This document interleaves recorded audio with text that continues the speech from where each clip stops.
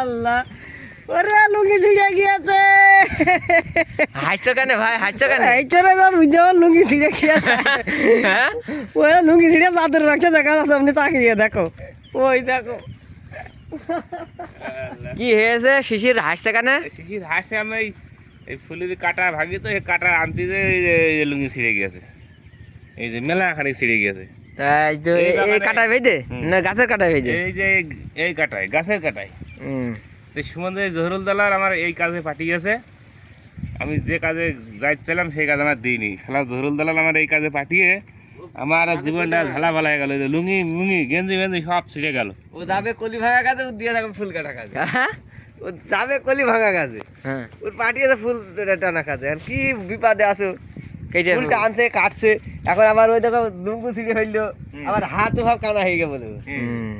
কি ছেড়া ছিঁড়লো? আর জহরুল দালাল আমার খুব এমনি বিপদে টাকা আছে। পয়সা নেই, দিন ওই দিন খাওয়া মতন কাজ করে। আর শালা জহরুল দালাল আমার পাঠিয়েছে এই যে লুঙ্গি ছিঁড়ে, আমার লুঙ্গি কিনা টাকা এখন দেবে কিটা?